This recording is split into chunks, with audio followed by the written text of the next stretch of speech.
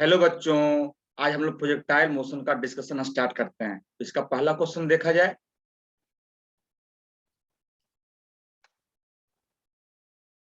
A plane is inclined at an angle alpha equal to 30 degree with respect to the horizontal. इसमें क्या दिया हुआ है कि एक प्लेन है, इंक्लाइंड प्लेन है जो हॉरिजॉन्टल से 30 डिग्री पे इंक्लाइंड है। A particle is projected with a speed u equal to 2 metre पर सेकेंड। यहाँ दिख रहा है कि 2 मीटर पर सेकेंड से एक पार्टिकल को थ्रो कर दिया गया है। कहां से? From the base of the plane. कितना एंगल बना रहा है? Angle 15 degree. The distance from the base at which the particle hits is close to. अगर आपने इसको थ्रो किया है तो इसका मोशन कैसा होगा? इसका मोशन कुछ ऐसा होगा।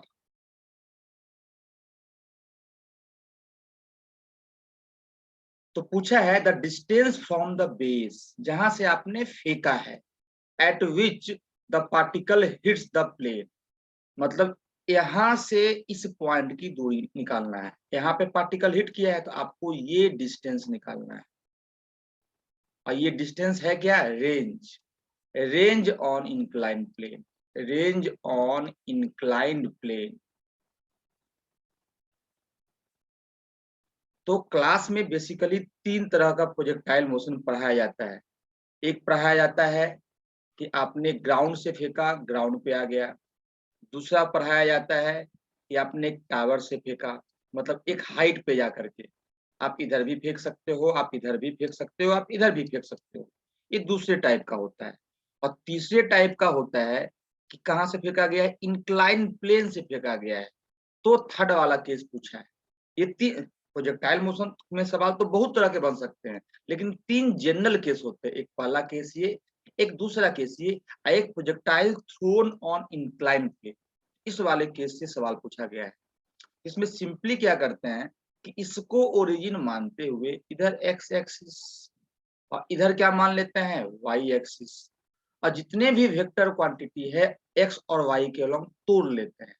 तो सोचो कि अगर ये दूरी पूछा है, ये पूछा है क्या? दूरी। इसका मतलब है पूछा है displacement in the x direction. Displacement in x direction when particle hit the inclined plane.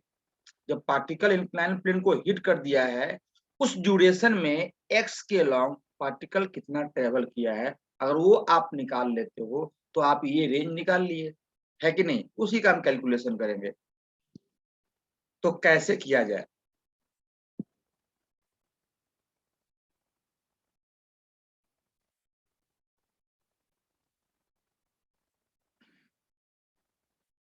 तो देखिए ध्यान से, ये आपका इंक्लाइन प्लेन है।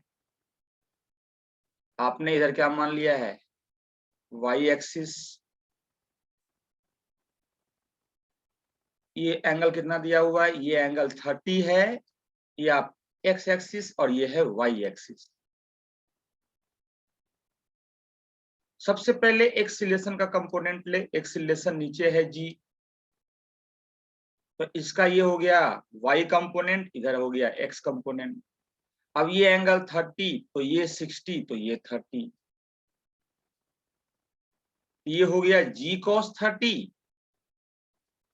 और ये हो गया जी साइन 30। ये आपका आ गया ए वाई और ये आपका आ गया ए एक्स। ए एक्स निगेटिव है, ए वाई भी निगेटिव है। सिमिलरली क्या करें आप कि आप कंपोनेंट ले इनिशियल वेलोसिटी का। किधर? एक्स और वाई के अलोंग। तो इनिशियल वेलोसिटी इधर है, एंगल बना रहा है 15 डिग्री। किससे? इससे बना रहा है। तो ये हो गया, ये है 2 मीटर पर सेकेंड। ये हो गया 2 cos 15 और ये हो गया 2 sin 15। 2 sin 15। ये आ गया ए वाई, सॉरी ये आ गया यू वाई और ये आ गया यू एक्स। क्लियर है? अब आपको निकालना है ये रेंज, मतलब डिस्प्लेसमेंट इन एक्स डायरेक्शन। तो सोचो एक्स के अलोंग क्या एक्सीलरेशन है? बिल्कुल है सर। आप अगर इधर ग्राउंड टू ग्राउंड फेंकते थे तो एक्स के अलोंग कोई एक्सीलरेशन नहीं आता था, क्योंकि एक्सीलरेशन वाई के अलोंग हुआ करता था। लेकिन इंक्लाइन प्लेन पे आप देखो तो जो ग्रेविटी है उसका एक कंपोनेंट आ गया है एक्स के अलावा, वो भी कांस्टेंट एक्सीलरेशन है। इट मींस इस बार तुम वेलोसिटी इनटू टाइम नहीं कर सकते थे जो तुम इस केस में किया करते थे। तो यहाँ क्या लगाना पड़ेगा, x equal to u x t plus half a x t square. X ही क्या है, रेंज है, ये range equal to u x कितना दिया हुआ है 2 cos 15 और ये है टाइम पीरियड के बराबर plus half. What is a x है माइनस जी साइन 30। क्या है, माइनस जी साइन 30, क्योंकि इधर पॉजिटिव मान है तो minus g sine 30 into time period का स्क्वायर। अब हम टाइम पीरियड कैसा निकालेंगे, time period incline two u y upon a y, incline plane पे two u y upon a y. Clear है, याद करो तुम कैसे याद करते थे, two u y upon g. तो पहले जी वर्टिकल हुआ करता था, इस बार मतलब ये देखो तो वाई कंपोनेंट है, वाई के अलॉन्ग ही है। इस बार क्या करेंगे, हम एक्सीलरेशन का वो कंपोनेंट लेंगे जो वाई के अलॉन्ग। इसको सिंपली हम 2 लाइन में प्रूव भी कर सकते हैं। क्या करेंगे, वाई के अलॉन्ग हम लगा देंगे टाइम किसका फॉर्मूला लगा दी, s equal to u t plus half a t square. कैसे देख लो ध्यान से, अगर तुम चाहते हो तो आप सिंपल सा लगा दो फॉर्मूला, वो आ जाएगा s y equal to u y t plus half a y t square. तो सोचो अगर ये वाला चीज देखना ध्यान से, ये ऐसे गया और ये उड़ते उड़ते उड़ते उड़ते उड़ते उड़ते यहाँ पे आके गिरा, तो देखो यहाँ पे भी y इनिशियल 0 है, यहाँ पे भी y फाइनल 0 है। x से स्टार्ट किया, x पे ही गिरा, मतलब एस वाई 0। क्लियर है क्या, तो अब देखें यहाँ पे ध्यान से कि u यहाँ 0 equal to u y t plus half, ये है ए वाई जो है निगेटिव, यहाँ लिखोगे minus a y t square. एक टी से एक टी गया तो यहाँ पे आ गया simply a y two upon into t equal to u y, that is t equal to 2 y upon a y. आया तो सर, क्लियर है। तो सोचो अगर ऐसे फेंक दिए सीधे वर्टिकली ऊपर और फिर नीचे लौट करके आया, यहाँ लिखते हो 2 u/g। अगर ऐसे फेंक दिए तो लिखे 2 u/g। अगर इंक्लाइंड प्लेन पे फेंक दिए तो लिखे 2 u/y अपॉन ए वाई। कहने का मतलब y कंपोनेंट ही जो y कंपोनेंट मान रहे हो वही y कंपोनेंट वाला पार्ट ही टाइम पीरियड में आता है, क्योंकि y कंपोनेंट ही उठाता है और y कंपोनेंट ही गिराता है। इस पार्टिकल को y कंपोनेंट ही उठा रहा है, y कंपोनेंट ही गिरा रहा है। तो what is 2 u/y, 2 into u y कितना है 2 साइन 15, 2 साइन 15। ए वाई कितना दिया हुआ है g cos 30, जी कॉस 30। अब बोलोगे सर यहाँ पे आपने साइन क्यों पुट नहीं किया, हमने साइन यहाँ पे ही पुट कर दिया। तो सोचो क्या आपके पास टाइम पीरियड आ चुका है, तो आपके पास आ चुका है time period equal to 4 sine 15 upon g cos 30। अगर उस टाइम पीरियड की वैल्यू यहाँ और यहाँ पे रख दिया जाए तो आंसर आपके हाथ में है। सवाल यहाँ पे लंबा इसलिए थोड़ा सा लगा क्योंकि हम हर एक पार्ट को कैलकुलेट किए। आपको ये वाला फॉर्मूला याद होना चाहिए, सीधा ये फॉर्मूला याद है, वैल्यू सीधा पुट करोगे आंसर आपके हाथ में। तब इसका कैलकुलेशन करना, कोई ना कोई ऑप्शन मैच कर जाएगा। इसका आंसर है 20 सेंटीमीटर। क्लियर है, आप टी का वैल्यू पुट करना, 3-4 लाइन कैलकुलेशन करना, आंसर आपके हाथ में। हम लोग आते हैं क्वेश्चन नंबर 62 पे। क्वेश्चन नंबर 60 तक मोशन इन अ प्लेन का था, क्वेश्चन नंबर 61 से प्रोजेक्टाइल मोशन। और प्रोजेक्टाइल मोशन भी मोशन इन अ प्लेन का एक एग्जाम्पल है। क्वेश्चन नंबर 62, क्वेश्चन नंबर 62 क्या है, A shell is fired from a fixed artillery gun with a initial speed u such that it hits the target on the ground at a distance r from it. अच्छा, if T1 and T2 are the values of time taken by it to hit the target in two possible ways. देखिए सवाल क्या है, सवाल ये है कि gun है और इसी लेवल पे, जिस लेवल पे गन है उसी लेवल पे एक टारगेट भी है। ये क्या है? टारगेट है। सपोज ये क्या मान लिया हम? टारगेट। अब यहां से बुलेट निकला और टारगेट पे गिरा, hits the target on the ground at a distance r from it. क्या करता है? बुलेट निकलता है कितने स्पीड से? यू स्पीड से, टारगेट को हिट करता है, ग्राउंड पे ही है, कितना डिस्टेंस पे? At a distance r from it. इससे डिस्टेंस आर बना रहा है। अब क्या बोला है कि T1 and T2 are the values of time taken by it to hit the target in two possible ways. जो गोली निकलता है दो तरीके से इसको हिट करता है, दो पॉसिबल पाथ। लॉजिकल सा बात है कि रेंज सेम होगा तो दो एंगल पे, एक थीटा एक 90 माइनस थीटा। बोला टू पॉसिबल पाथ है और वो दो पॉसिबल पाथ पे चल रहा है तो इसको हिट करता है और उसमें दोनों पॉसिबल पाथ में टाइम T1 और T2 लगता है, एक में T1 एक में T2।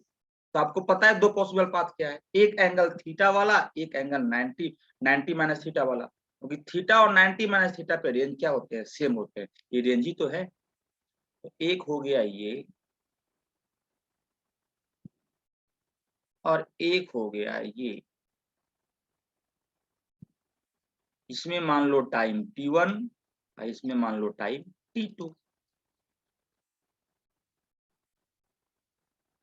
अगर यहाँ पे एंगल थीटा मान लेते हैं तो यहाँ पे एंगल क्या हो गया? 90 माइनस थीटा, कंप्लीमेंट्री एंगल। इस दोनों एंगल पे देखो ये जो रेंज है ये रेंज सेम आएगा। तो टाइम लेकिन अलग अलग होगा, इसमें टाइम T1 इसमें टाइम T2। तो पूछा है कि product of T1 and T2। तो पहले T1 तो लिखो। तो T1 इक्वल टू क्या होगा पहले वाले केस में? 2u sine theta by ji. T2 क्या होगा? तो 2u, इस बार थीटा की जगह है 90 माइनस थीटा, तो 90 माइनस थीटा बाई जी। तो क्या हो गया? 2u cos थीटा बाई जी। दोनों का प्रोडक्ट तो करो तो प्रोडक्ट क्या होता है? हमको सीधा दिख रहा है कि जब करेंगे प्रोडक्ट तो sine theta into cos theta. कहीं ना कहीं रेंज में ऐसा आता है u square sine 2 theta by g. तो साइन 2 थीटा इक्वल टू क्या? Sine theta into cos theta, 2 sine theta into cos theta. तो प्रोडक्ट करने से भी आंसर आएगा। अब यहाँ तो प्रोडक्ट पूछा ही है तो क्या करेंगे हम? सिंपली हो गया यहाँ पे 4u square sine theta cos theta upon g square. दोनों को मल्टीप्लाई कर दिए। अब थोड़ा इसको रेंज का फॉर्म देते हैं। यहाँ लिखते हैं 2 बाई जी, ये हो गया u square 2 sine theta cos theta by g. Same चीज को हम ऐसे अरेंज कर दिए हैं। तो 2 बाई जी यहाँ से क्या हो गया? ये हो गया u square sine 2 theta by g. इसी को तो रेंज बोलते हैं। तो क्या हो गया? 2r by g. तो T1 into T2 equal to 2r by g. Option D है कि नहीं? सिंपली दो कॉम्प्लीमेंट्री एंगल था, ये दोनों कॉम्प्लीमेंट्री एंगल्स हैं, दोनों पे रेंज सेम होता है, आपको पढ़ाया भी गया होगा। लेकिन दोनों में टाइम पीरियड अलग अलग, इसका टाइम अलग और इसका टाइम अलग। T2 is greater than T1। दोनों के लिए कॉरस्पॉन्डिंग टाइम निकाले, मल्टीप्लाई किए, आंसर आपके हाथ में। आते हैं क्वेश्चन नंबर 63 पे।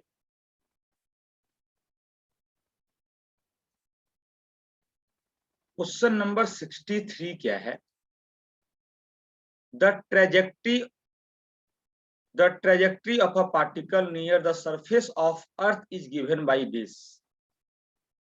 If it were launched at angle theta naught and a speed v naught. Theta naught क्या है? Angle of projection. Angle of projection v naught क्या है, वेलोसिटी ऑफ प्रोजेक्शन। तो आपको यही निकालना है, angle of projection and velocity of projection. दिया क्या हुआ है, दिया हुआ है equation of trajectory 2x minus 9x²। Trajectory का इक्वेशन का मतलब ये है जिस पाथ पे पार्टिकल चल रहा है उस पाथ का इक्वेशन दिया है। क्लियर है? तो आपको ये भी पता है, आपको प्रोजेक्टाइल मोशन में पढ़ाया गया होगा what is the trajectory of equation if the particle is moving on a parabola. अगर पार्टिकल प्रोजेक्टाइल मोशन कर रहा है तो जिस पाथ पे वो चल रहा है उस पाथ का इक्वेशन क्या है, आपको बताया गया होगा। क्या बताया गया है, y equal to tan theta into x minus gx² 2u² cos² theta. It is the equation of trajectory. Trajectory का मतलब जिस पाथ पे पार्टिकल चलता है उस पाथ का इक्वेशन। अब क्या करें, इस दोनों इक्वेशन को कंपेयर करें। कंपेयर कर लोगे सब कुछ आपके हाथ में। इक्वेशन ऑफ ट्रेजेक्ट्री दिया हुआ है तो आप सीधे पार्टिकल के बारे में हर एक चीज बोल सकते हो। तो अब देखते हैं यहाँ पे, अब देखे ये है x, ये है x, तो x का कोफिशिएंट यहाँ पे 2 है, यहाँ पे tan थीटा है। It means you can write tan theta equal to 2। Sir लेकिन यहाँ पे कोई, यहाँ पे cos inverse sin inverse cos inverse sin inverse, तो भाई tan थीटा दिया हुआ है तो उससे तो कोई भी टी रेशियो निकाल सकता है। ट्रायंगल ट्रायंगल खेल ले, तो ये थीटा है तो ये क्या होगा 2/1 हो गया ये, तो ये हो गया परपेंडिकुलर, ये हो गया बेस, तो ये हो गया hypotenuse √5। What do you, sine theta क्या हो जाएगा, साइन थीटा हो जाएगा 2/√5 और कॉस थीटा क्या हो जाएगा 1/√5। यहां से ये हो गया। अब देखो 1/√5 2/√5। अब अपने को निकालना है u, यही है v0 वेलोसिटी ऑफ प्रोजेक्शन। तो भाई x² का कोफिशिएंट है 9 और यहाँ पे कोफिशिएंट है ये, दोनों को करो बराबर। तो लिखोगे g upon 2u² cos² theta equal to 9।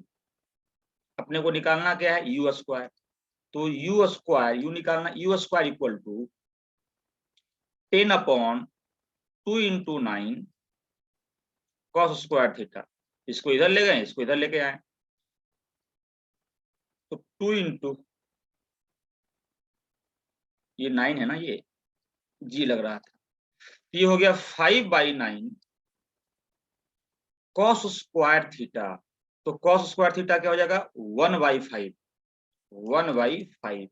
ये हो गया 25/9। It means u equal to 5/3, मतलब u इक्वल टू 5/3। तो या तो ये या तो ये, यही में 5/3 और 5/3 है।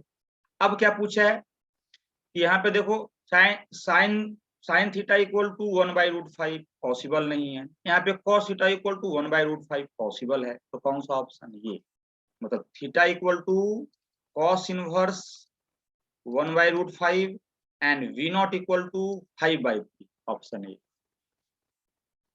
सिंपली प्रोजेक्टाइल मोशन जिस पाथ पे मूव कर रहा था उसका इक्वेशन हम रट्टा मार के बैठे हुए हैं, उस इक्वेशन को हमने क्या किया, इससे कंपेयर कर दिया।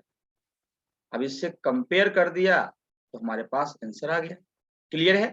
हम लोग आते क्वेश्चन नंबर 64 पे।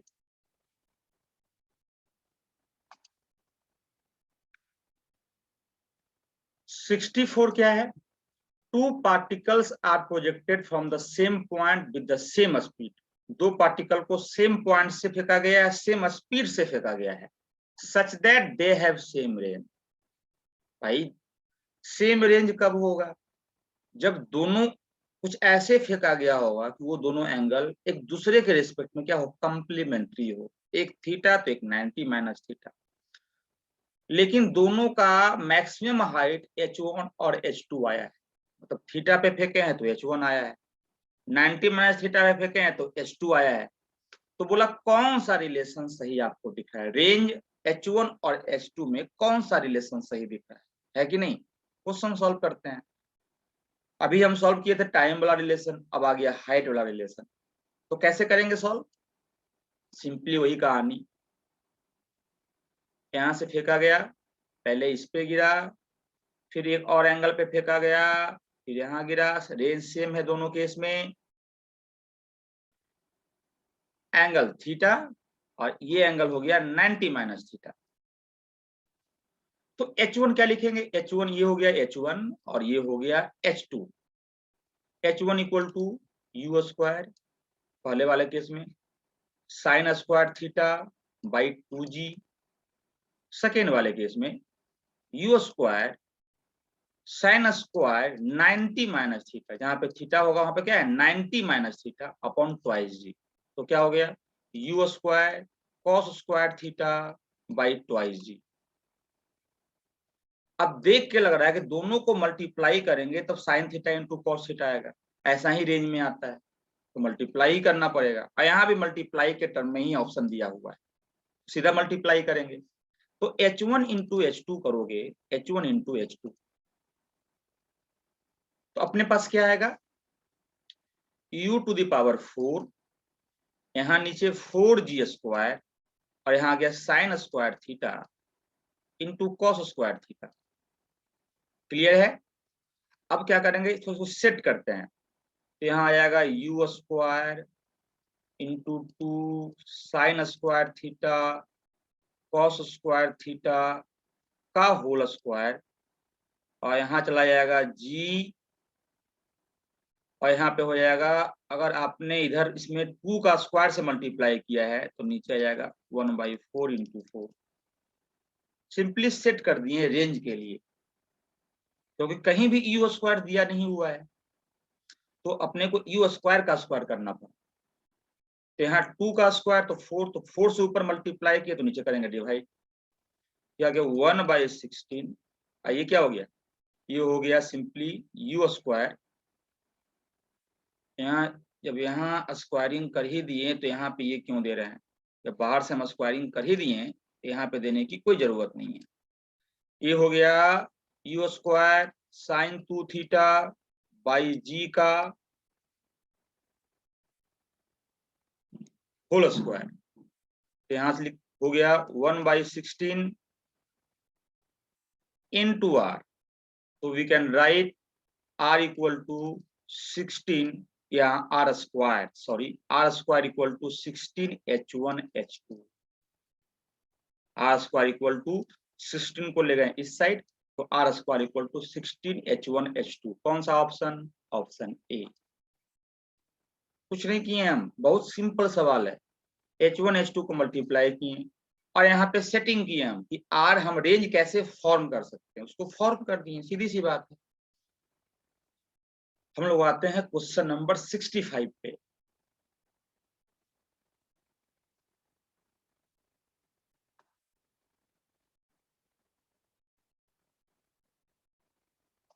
क्वेश्चन नंबर 65 क्या है?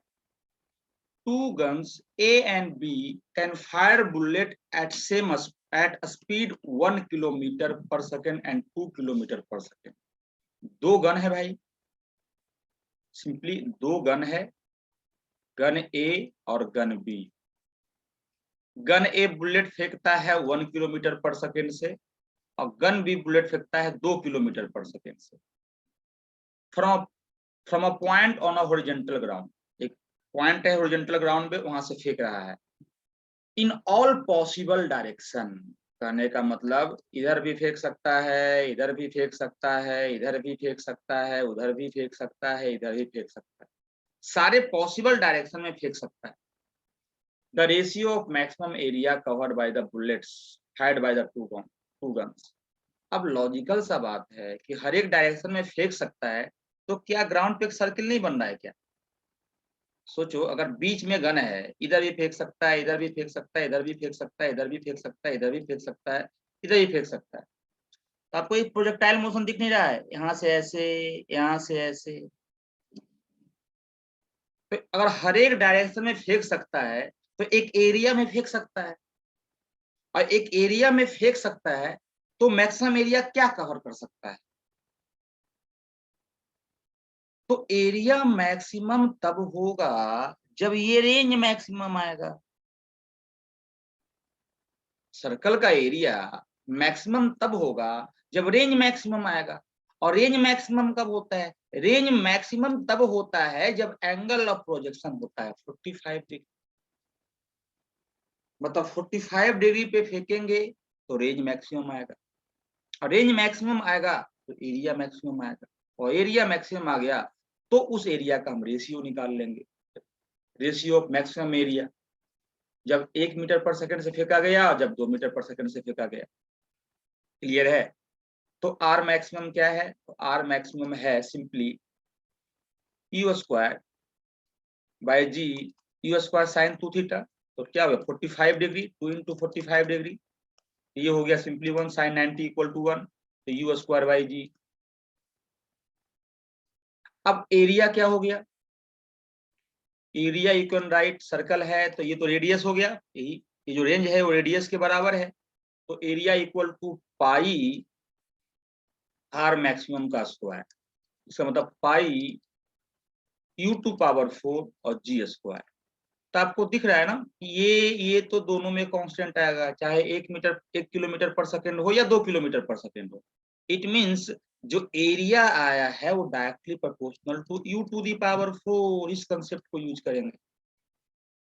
Area is directly proportional to u to the power 4, तो लिखोगे a1 by a2 equal to 1 का 1 to power 4 upon 2 to the power 4, तो 1/16। ऑप्शन कौन सा? बी। सिंपल है।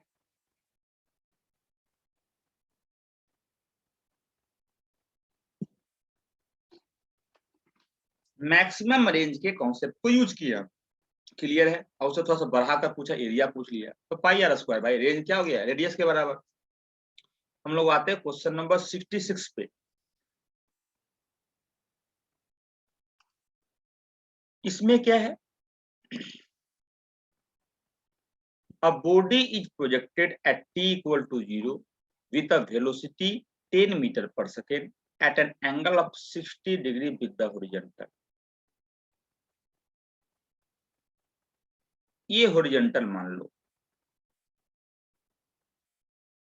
तो आपने क्या किया, 60 डिग्री पे एंगल ऑफ प्रोजेक्शन क्या है? 60, ये है angle of projection 60 degree. Velocity of projection कितना दिया हुआ है? 10 मीटर पर सेकेंड। आपने यहां से फेंका, ऐसे गया, ऐसे गया और ऐसे गया। अब देखिए आपने फेंका, ये क्या था? u 10 मीटर पर सेकेंड, एंगल क्या था? 60 डिग्री। तो पूछा ये गया है the radius of curvature of its trajectory at t equal to 1 second is r। 1 second के बाद जो ट्रेजेक्ट्री का रेडियस ऑफ कर्वेचर है वो r है। तो आपको एयर रेजिस्टेंस नहीं करना है नेग्लेक्ट, तो आपको निकालना है value of r। Radius of curvature आपको पढ़ाया गया होगा, किसी भी शेप का कर्व है, किसी भी शेप का कर्व है, तो आप किसी को एक छोटे से सेगमेंट ले लो, ये तो ये लगेगा ये सर्कुलर सर्किल का एक आर्क है, इसको लेके एक सर्किल बनाओ, इसको लेकर के क्या बनाओ? सर्किल बनाओ, तो कुछ ना कुछ रेडियस आएगा, वो है radius of curvature at this point.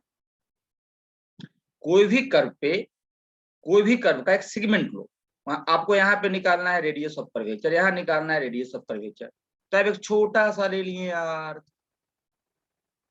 इस छोटे से आर्क को लेकर के बनाए हम सर्कल, तो इस सर्कल का कुछ ना कुछ तो रेडियस होगा ना, वो ही रेडियस इस पॉइंट का क्या है? कर्व के इस पॉइंट का radius of curvature. Same for here, यहाँ पे क्या लिए? छोटा सा आर्क, इसको लेकर के क्या बनाए हम? सर्कल। तो इस सर्कल का कुछ ना कुछ तो रेडियस होगा, यही रेडियस क्या है? इस पॉइंट का रेडियस ऑफ कर्वेचर। सर ये भी तो एक कर्व है, पाराबोला। ये क्या है? Equation of trajectory for projectile motion near the earth surface is parabola. Sir ये भी तो एक कर्वेचर, ये भी तो एक कर्व है। तो बोला कि 1 सेकेंड पे जहां भी पार्टिकल है उस पॉइंट का रेडियस ऑफ कर्वेचर निकाल, है कि नहीं? तो कैसे किया जाए सवाल? तो सबसे पहले देखो इसमें क्या आता है, थोड़ा कैलकुलेट करते हैं time period. 2u sine theta by g, 2 into 10 sine 60 क्या हो जाएगा, √3/2। जी का मतलब 10, 10 से 10 कैंसिल, 2 से 2 कैंसिल, √3 सेकेंड। मतलब टाइम पीरियड है √3 सेकेंड, मतलब टॉप मोस्ट पॉइंट है √3/2, तो 1.73/2 कहने का मतलब लगभग 0.8 के बाद, मतलब यहाँ से लगभग 0.9 सेकेंड के राउंड है। तो कहीं ना कहीं यहाँ पे टॉप मोस्ट पॉइंट पे 0.9 सेकेंड के राउंड लगता है पहुंचने में, तो यहाँ 0.89 सेकेंड के राउंड, तो कहीं यहाँ पे आने में लगता है 0.3 सेकेंड। तो कहीं ना कहीं पार्टिकल यहाँ पे है 1 सेकेंड पे, तो 1 सेकेंड पे पार्टिकल यहाँ पे है। तो इस पॉइंट पे वेलोसिटी इधर है, ये है वेलोसिटी, और इस पॉइंट पे एक्सीलरेशन है नीचे, एक्सीलरेशन ड्यू टू ग्रेविटी। और इसी पॉइंट पे t = 1 सेकेंड पे आपको निकालना है रेडियस ऑफ कर्वेचर। क्लियर है? अब देखो ध्यान से, अगर कोई भी पार्टिकल कर्व पे चलता है, कोई भी पार्टिकल कर्व पे चलता है, तो दो तरह के एक्सीलरेशन आते हैं। एक होता है ए टेंजेंशियल, किसी तरह का कर्व हो, सर्किल पे ही चल रहा है, एक ए टेंजेंशियल, एक आता है ए नॉर्मल। ए नॉर्मल जो है वो वेलोसिटी के डायरेक्शन को चेंज करता है, और ए टेंजेंशियल जो है वो वेलोसिटी के मैग्नीट्यूड को चेंज करता है। और ए नॉर्मल का जो फॉर्मूला आता है वो आता है v² upon radius of curvature, और इसका फॉर्मूला क्या है, rate of change of magnitude. तो हमको इससे तो काम ही नहीं है सर, हमको काम इससे है। तो a normal equal to speed का स्क्वायर अपॉन क्या, उस पॉइंट पे जो रेडियस ऑफ कर्वेचर। तो बताओ रेडियस ऑफ कर्वेचर क्या हो गया, radius of curvature equal to v²/rc, sorry, radius of curvature v²/a normal.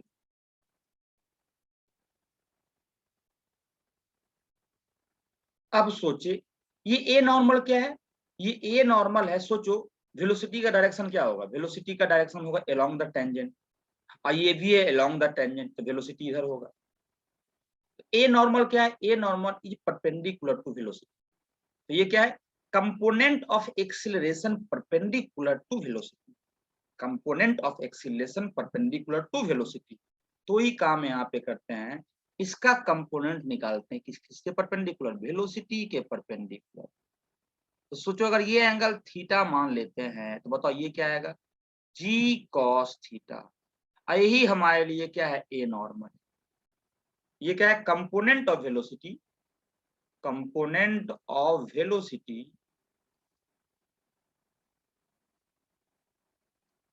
Perpendicular, sorry, component of acceleration perpendicular to velocity. तो आ गया यहाँ पे v² upon g cos theta, है कि नहीं, इतना सा। अब वहां पे v² निकाल लो, कॉस थीटा निकाल लो, तुम्हारा आंसर आ गया। और v² कैसे निकालेंगे, तो भाई v² के लिए वो पता है sir, motion in a plane है, तो x कंपोनेंट को अलग से निकाल लेंगे सर, और y कंपोनेंट को अलग से निकाल लेंगे सर। यहाँ निकाल लेते हैं vx, यहाँ निकाल लेते हैं vy, इधर होगा vy। अरे क्लियर है क्या? तो vx कैसे निकालोगे, तो इसका दो कंपोनेंट लो, u cos 60 और इधर होगा u sin 60। ये हो गया 10 cos 60 मतलब 5, और 10 sin 60 का मतलब हो गया 5√3, 10 इंटू √3/2, 5√3। अब vx तो होगा 5, क्यों भाई, क्योंकि x डायरेक्शन में कोई एक्सीलरेशन नहीं है, तो वेलोसिटी चेंज नहीं करेगा। अब vy के लिए हम लोग फॉर्मूला अप्लाई कर लेंगे, vy इक्वल टू uy plus ay into t, मतलब वर्टिकल डायरेक्शन में इक्वेशन ऑफ मोशन। तो ये uy क्या हो गया, uy है 5√3, तो 5√3 प्लस -10 एक्सीलरेशन है नीचे की ओर, ऊपर पॉजिटिव मान है नीचे निगेटिव मान है, टाइम 1, तो ये क्या हो गया 5√3 -10। देखिए वी वाई निगेटिव आया है, 5√3 10 से कम है। निगेटिव का मतलब डायरेक्शन नीचे है, एक्स पॉजिटिव है, अब वी वाई क्या है, निगेटिव है। बस निगेटिव साइन ये शो कर रहा है कि ये वैल्यू कम है इससे, कि नीचे की ओर है भाई। वी वाई का डायरेक्शन क्या है, नीचे की ओर। ये निकाल लिए, तो सोचो अगर ये निकाल लिए तो क्या आपके पास वी आ गया क्या? सिंपली मेरे पास वी आ गया, v equal to √vx² plus vy²। तो क्या हो गया, √5√3 का 5 का स्क्वायर प्लस 5√3 -10 का स्क्वायर।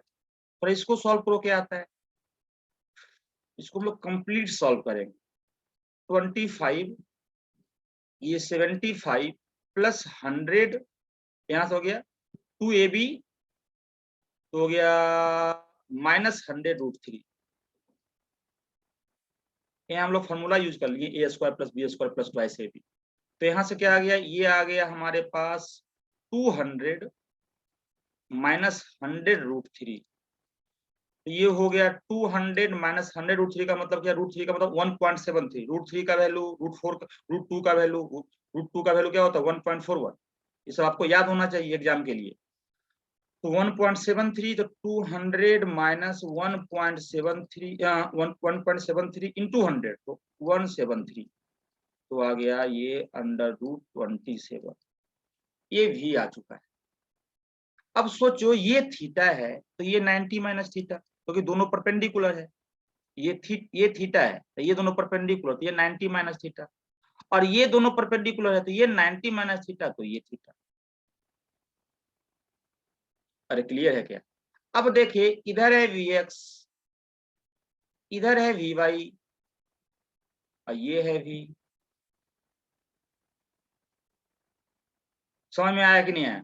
अब सोचो v और vx के बीच का एंगल कितना है, थीटा। तो what we can write cos theta, we can write cos theta equal to, हम यहाँ लिख रहे हैं, we can write cos theta equal to vx by v base by hypotenuse. तो यहाँ लिख सकते हैं v² upon g vx by v। तो क्या हो गया, आरसी इक्वल टू आ गया v³ upon g into v x. तो v³ का मतलब क्या हो गया, √27 का cube into 10 into v x, कितना दिया, vx है 5, आ गया 5।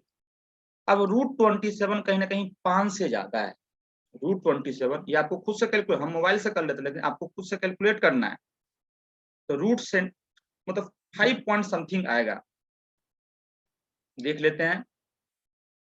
√27 हमारे पास आया 5.19, तो और 5.19, 5.19 का 196 का होल क्यूब अपॉन 50, तो इसका होल क्यूब 140.29 अपॉन 50 बाई 50, 2.8, 2.8।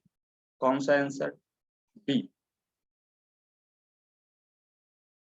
अब इतना तो नहीं भी कर सकता है, या तो सिंपली कर सकता है, इसको 25 मान ले, इसको मान ले 25, दो कम मान ले, तो 125 का इसको 25 मान ले, तो आ गया 5, 5 का होल क्यूब 125, 125 बाई 50, तो 125 बाई 50 करेगा तो आ जाएगा यहाँ पे क्या हो गया, यहाँ देख ले 125 और नीचे आ गया 50, तो ये हो गया सिंपली 5, 25 ये हो गया 2, तो आंसर आ गया 2.5। यहाँ क्या हो गया, 25 को 5 टाइम में, ये 2 टाइम में, तो 2.5 यहाँ पे आंसर आ रहा है। लेकिन आपको पता है कि थोड़ा सा वैल्यू 2.5, तो ये टिक मार देगा। लेकिन आपको पता है कि थोड़ा सा 125 से ज्यादा है, क्योंकि ये वैल्यू थोड़ा 5 से ज्यादा है, इसका जो रूट है ये वैल्यू 5 से ज्यादा है। तो कहीं ना कहीं हमारा आंसर 2.5 से ज्यादा आ रहा है, तो 2.8 है कि नहीं। इसके बाद का वैल्यू दिया हुआ, हाँ अगर अगला वैल्यू दिया होता 4, 5, 6 तो 2.5 मान लेते, सबसे नजदीक वाला वैल्यू, है कि नहीं। ये क्वेश्चन नंबर था 66, पूरे रेडियस ऑफ कर्वेचर का कॉन्सेप्ट बताते हुए सवाल को सॉल्व किए हैं। क्वेश्चन नंबर 67, तुम्हारा आंसर आ गया था बी, नहीं क्वेश्चन नंबर 67। इसमें क्या दिया हुआ है, a projectile is given an initial velocity I cap plus 2j cap, initial velocity दिया हुआ है भाई I cap plus 2j cap, यहाँ पे ये है x के लॉन्ग, ये है y के लॉन्ग, एक्सीलरेशन दिया हुआ है। The equation of trajectory, equation of trajectory का मतलब है जिस पाथ पे पार्टिकल चल रहा है उस पाथ का इक्वेशन, है कि नहीं। ट्रेजेक्ट्री का मतलब पाथ। तो सोचो बच्चा ये कर रहा है प्रोजेक्टाइल मोशन, इसमें क्या दिया हुआ है ना कि सोचो बात ये है, पहले सवाल क्या था कि मान के चलो दे दिया कि आपको u दे दिया 10 मीटर पर सेकेंड, आपको दे दिया थीटा 60 डिग्री, तो आप ux निकाल लिए ना 10 cos 60, uy निकाल लिए ना 10 sin 60, तो ax कंपोनेंट ये y component, i cap j cap, इस बार कंपोनेंट ही दिया हुआ है, तो कंपोनेंट दिया हुआ है तभी तो काम कर सकते हैं। कितना अच्छा दिया हुआ है, इस बार कंपोनेंट ही दिया हुआ है, तो आपको अल्टीमेटली तो आपको तोड़ना ही पड़ता था, एक एक्स के लॉन्ग एक वाई के लॉन्ग, इस बार तोड़ कर ही दिया हुआ, तो किस बात का टेंशन, ये टूटा हुआ पार्ट यूज कर लो, है कि नहीं। सवाल को और सिंपल कर दिया, तो अपन के पास आ गया इधर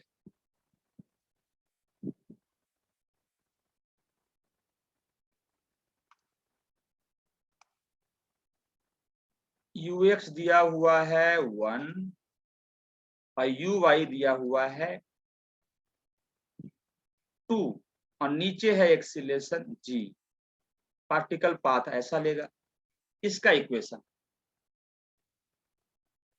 तो कभी भी इक्वेशन निकालना है ट्रेजेक्ट्री का, तो लिखे x as a function of time, y as a function of time, और फिर इस दोनों से क्या करें t को इलिमिनेट, यही तरीका है। अगर x as a function of time, y as a function of time, और फिर क्या करें दोनों से t को जब इलिमिनेट कर दोगे तो y as a function of x चला आएगा, और वही है इक्वेशन ऑफ ट्रेजेक्ट्री, जिस पाथ पे पार्टिकल चल रहा है उस पाथ का इक्वेशन। तो क्या किया जाए बताओ, एक्स के लॉन्ग कोई एक्सीलरेशन नहीं है, तो अगर एक्स के लॉन्ग कोई एक्सीलरेशन नहीं है तो एक्स क्या लिखोगे, simply 1 into t, displacement equal to velocity into time.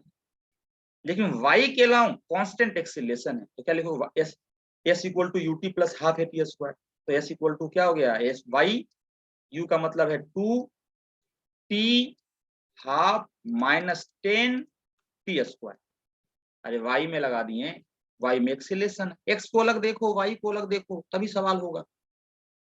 X Y को अलग अलग देखना स्टार्ट कर दिए तो कोई दिक्कत नहीं होगा, पहले एक्स को अलग देख लो वाई को भूल जाओ, फिर वाई को देख लो एक्स को भूल जाओ, है कि नहीं। तो क्या हो गया आपको, अब क्या करना है, अब सिंपली जहां t को एलिमिनेट करना है तो t इक्वल टू एक्स, तो यहां से हो गया y equal to twice x minus 5, t equal to क्या हो गया एक्स स्क्वायर, तो 2x माइनस 5x स्क्वायर, क्या आ गया option C, y equal to 2x minus 5x square, ये है इक्वेशन ऑफ ट्रेजेक्ट्री, है कि नहीं। हम लोग आते हैं क्वेश्चन नंबर 68 पे। क्वेश्चन नंबर 68 क्या है, a boy can throw a stone up to a maximum height of 10 metre, एक लड़का एक बॉल को मैक्सिमम कितना ऊपर फेंक सकता है 10 मीटर, मैक्सिमम 10 मीटर फेंक सकता है। तो पूछा है the maximum horizontal distance that the ball can throw, अगर वो मैक्सिमम हाइट 10 फेंक सकता है तो मैक्सिमम रेंज क्या फेंक सकता है।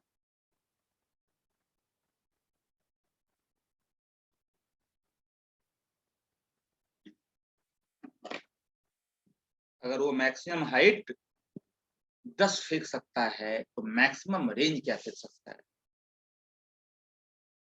ये दो अलग अलग बातें हैं। मैक्सिमम हाइट अलग सवाल, मैक्सिमम रेंज अलग सवाल। ऐसा नहीं, ये सवाल ऐसा नहीं पूछा है कि मैक्सिमम रेंज ये है तो 45 पे फेंका तो उसमें मैक्सिमम हाइट ये आया। बोला मैक्सिमम रेंज ये है तो उसमें 45 पे फेंका तो उसमें मैक्सिमम हाइट ये आया। नहीं, ये सवाल नहीं है कि अगर ये मैक्सिमम हाइट एच फेंक सकता है तो वर्टिकली अब फेंकेगा। अगर ये मैक्सिमम हाइट 10 फेंक सकता है तो वर्टिकली फेंकेगा। मैक्सिमम हाइट गया 10 मीटर। तो मैक्सिमम रेंज क्या फेंकेगा? तो मैक्सिमम रेंज में 45 पे फेंकेगा। मैक्सिमम रेंज में 45 पे फेंकेगा। अगर तुम ये सोच लिया कि मैक्सिमम रेंज क्या है कि 45 पे जा रहा है और उसी में मैक्सिमम हाइट निकालना, तो सवाल रॉन्ग। सवाल को समझना पड़ेगा। बोला अगर वो मैक्सिमम हाइट 10 फेंक सकता है तो वर्टिकली अब, तो मैक्सिमम रेंज क्या फेंक सकता है? तो 45 पे फेंकेगा। क्लियर है? तो हम लोग बनाते हैं सवाल। सिंपल है भाई, मैक्सिमम हाइट मतलब वर्टिकली अब फेंक रहा है। मैक्सिमम हाइट एच गया तो एच इक्वल टू क्या हो गया? U square by 2g। तो 10 दिया हुआ है, u square by 2g। U square by g term use होगा रेंज में, तो यू स्क्वायर बाई जी निकाल लेते हैं, कितना आ गया? 10। मैक्सिमम रेंज क्या फेंक सकता है? तो मैक्सिमम रेंज फेंकना होगा तो 45 पे फेंकेगा। तो आर मैक्सिमम क्या आ गया? यू स्क्वायर 45 डिग्री का मतलब क्या है? साइन 2 थीटा 2 इंटू 45 बाई जी, ये आ गया 1। तो यू स्क्वायर बाई जी, और यू स्क्वायर बाई जी कितना आ गया? ये इधर 2 गया ना, ये 20 है, ये आ गया 20। तो आंसर क्या हो गया? सी। क्लियर है? हम लोग आते हैं क्वेश्चन नंबर 69 पे।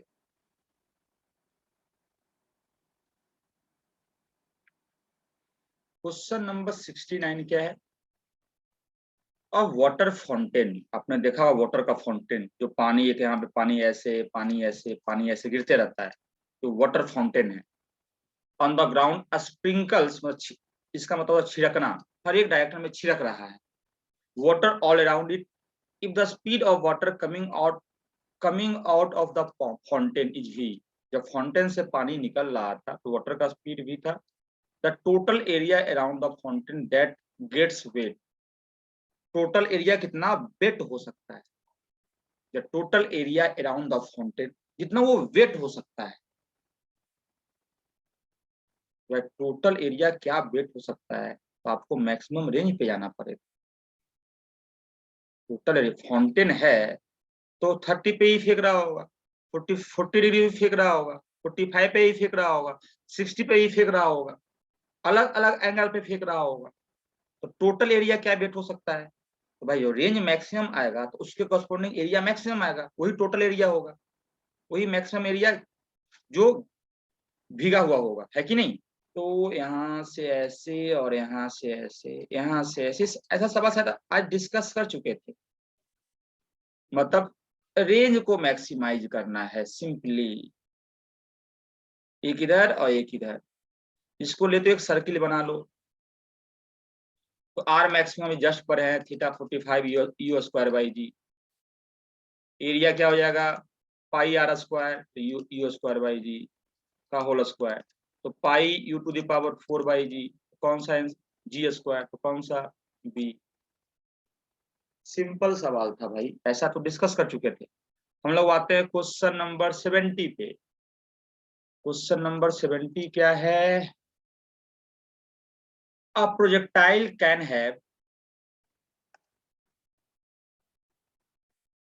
Have the same range for two angle of projection.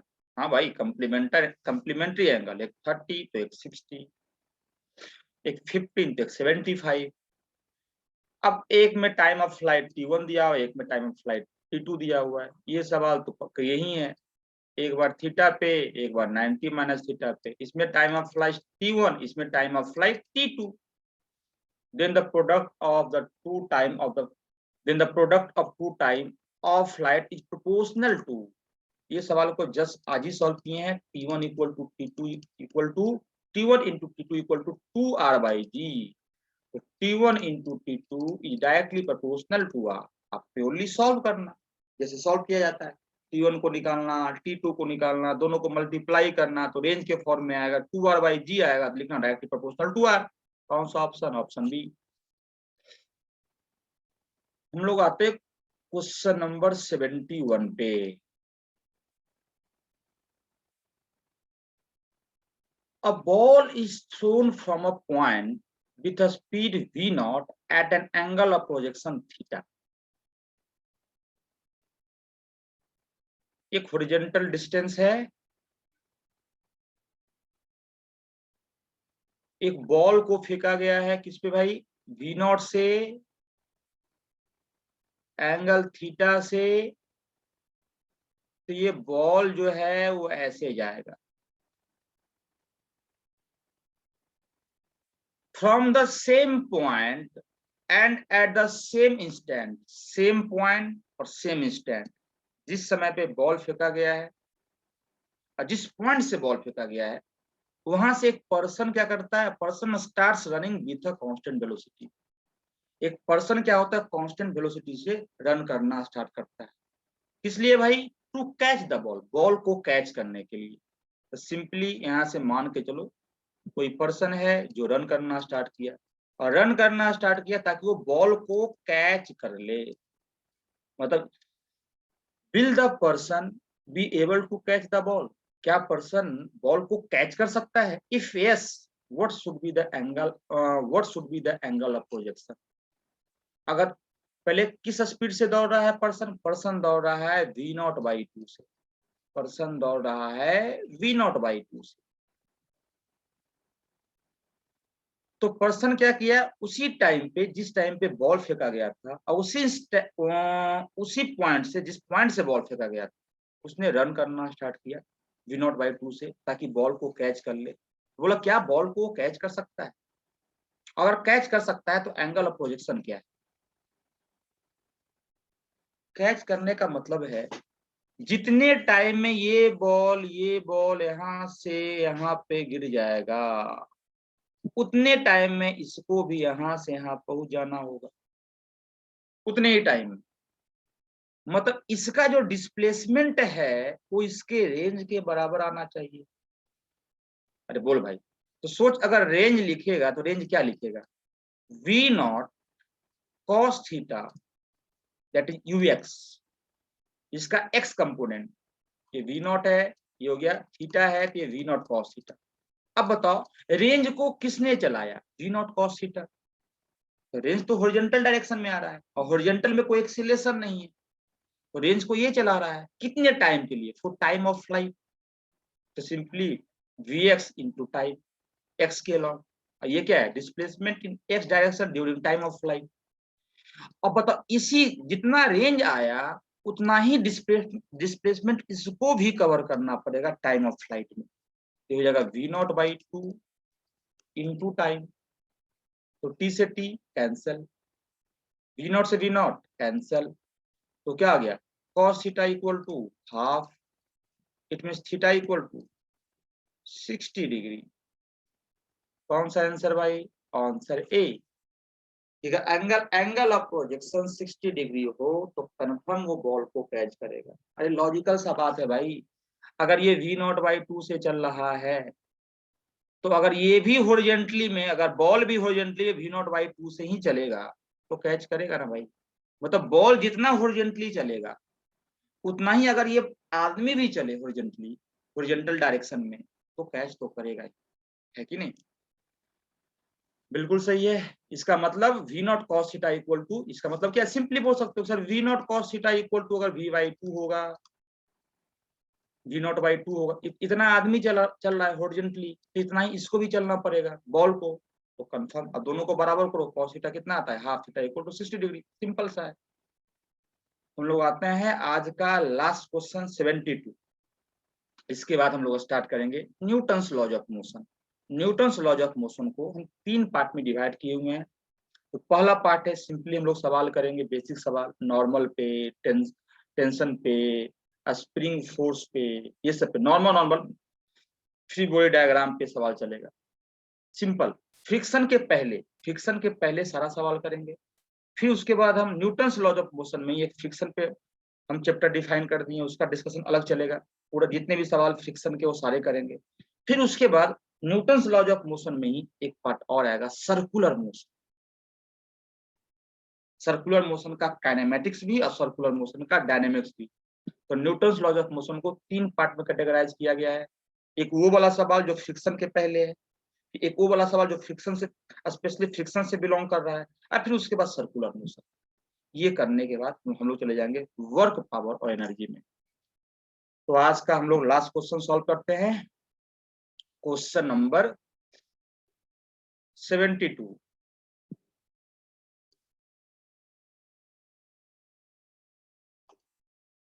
A boy playing on the roof of a 10-meter high building। एक बिल्डिंग है जिसका हाइट है 10 मीटर। ये हाइट क्या दिया हुआ है? 10 मीटर। इस पे बॉय खेल रहा है।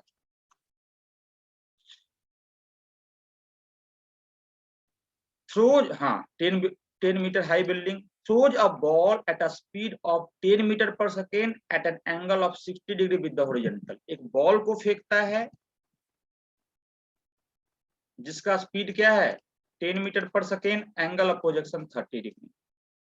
How far from the throwing will the ball land at the height of 10 metre. जब फेंका तो गिरेगा ही। तो जहां से फेंका और जहां पे गिरा, तो गिर कहाँ रहा है? How far from throwing will the ball will be at the height of 10 metre from the ground. Initially फेंका भी है 10 मीटर से, और फाइनली पूछ भी रहा है 10 मीटर पे। जहां जब ये फेंका और जहां पे गिरा उसकी दूरी दी हुई है ग्राउंड से 10 मीटर। तो बताओ इस दोनों के बीच की दूरी क्या है? तो भाई डायरेक्टली इनडायरेक्टली वो रेंज ही पूछना चाहा है। वो रेंज पूछना चाहा है, क्वेश्चन समझना पड़ेगा। देखो, how far from the throwing point will the ball will at a height of 10 metre. Throwing point से फिर से जब हम फेंके तो क्या पहले हाइट बढ़ा? बिल्कुल सर, हाइट बढ़ रहा है, हाइट बढ़ रहा है, बढ़ रहा है, बढ़ रहा है, यहाँ तक बढ़ा हाइट। फिर हाइट घट रहा है, घट रहा है, घट रहा है, घट रहा है, घट रहा है, घट रहा है, घट रहा है, फिर 10 पे ही आ गया।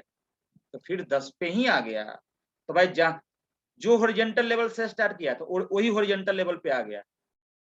तो आपको ये दूरी अच्छा बताओ, ये दूरी क्या होगा जहां से फेंके और जहां पे गिरा? तो भाई रेंज ही तो है, जिस हॉरिजॉन्टल लेवल से स्टार्ट किया उसी हॉरिजॉन्टल लेवल पे आ गया, है कि नहीं? तो आपको लगा देना है formula, R equal to u square sine 2 theta by g. बता यू स्क्वायर क्या है? तो 10 का square sine 2 theta sine 2 into 30 by 10 आ गया आपका आंसर, खत्म। सोचो, एक ऐसा सवाल है, ये मानो ये ग्राउंड लेवल है, ये भी एक रेंज है, इस हॉरिजॉन्टल लेवल से इस हॉरिजॉन्टल लेवल पे ये भी रेंज है। अगर सोचो, अगर यहाँ का वेलोसिटी और यहाँ का एंगल थीटा दिया हुआ है तो क्या ये निकाल नहीं सकते हैं? क्या बिल्कुल निकाल सकते हैं sir. V square sine 2 theta by g, v square sine 2 theta by g, same level से स्टार्ट हुआ, सेम लेवल पे गिरा, है कि नहीं? तो आज का डिस्कशन यही कंप्लीट करते हैं। सारे के सारे ये जो लाइव क्लास चल रहे हैं इसको वीडी गुरुकुलम यूट्यूब चैनल पे अपलोड कर दिया जाएगा। गुरुकुलम, इसको लाइक करें, सब्सक्राइब करें, शेयर करें। हम लोग इस 2.5 महीने में पूरा का पूरा जेई मेंस का जो क्वेश्चन बैंक, हर एक क्वेश्चन को डिस्कस किया जाएगा हर एक अच्छे तरीके से। और ये जेई मेंस कंप्लीट करने के बाद हम लोग आरंभ करेंगे जेई एडवांस पे। जेई एडवांस के सारे सवाल जितने भी प्रीवियस ईयर क्वेश्चन पूछे गए सारे डिस्कस करेंगे। ये अब इसलिए किया जा रहा है क्योंकि जेई मेंस का एग्जाम थोड़ा एक्सटेंड हुआ है, तो वो काम कर लेंगे। उसके बाद हम लोग सारा जेई एडवांस का क्वेश्चन डिस्कस करेंगे।